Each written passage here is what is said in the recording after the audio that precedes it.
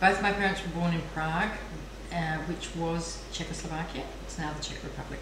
My father was born during the First World War and my mother was born after the First World War, and they both went through the Second World War as young adults. My father was in a labour camp and my mother worked as a governess for a wealthy family.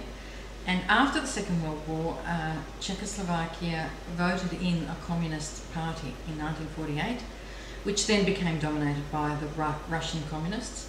And my parents didn't want to live in a communist country. In 1950 they were married and they had decided prior to getting married that they would escape Czechoslovakia. Being under communist rule, we couldn't leave voluntarily.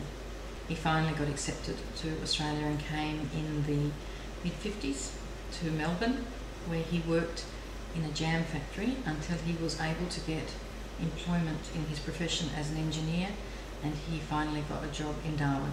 I think my father found it more stimulating to begin with, and I think my mother found it more stimulating later in life. They both wanted to essentially have a better life, and they both simply wanted to develop and excel in their professions. My father as an engineer, my mother as a doctor. My father had already learned English, and so, but he never mastered it fully. He had a very, very strong accent. But he enjoyed very much working in the Northern Territory. So he found that all extremely interesting and challenging work.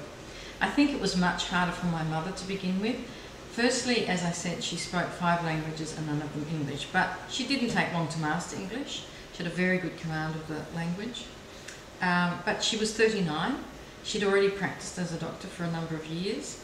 Suddenly at home with 2 small children. My brother was only 18 months younger than me, and no family support. And I think that would have been very difficult for her. My mother's mother, my grandmother, did come to live with us when I was about 10, so I did then get to have some family.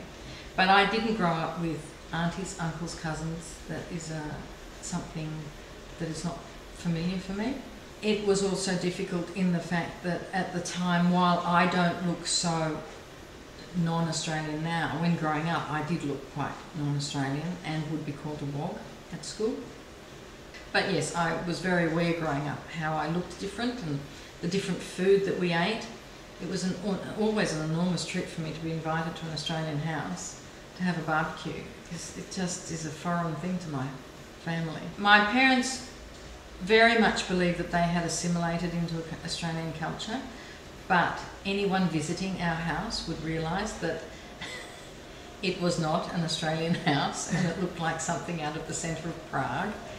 I understand why people want to leave a country. I understand that people risk their lives to leave a country. Both my parents risked their life. I understand that a country has the right to decide who comes to the country, just as they spent 9 months trying to decide if my mother was a legitimate wife of my father. But it is most distressing to see that people are drowning at sea. So I think it's a very difficult situation, added to which the fact that once they do come, our detention centres fill up very quickly, and if they have no papers, it's very difficult to determine if they're legitimate or not legitimate.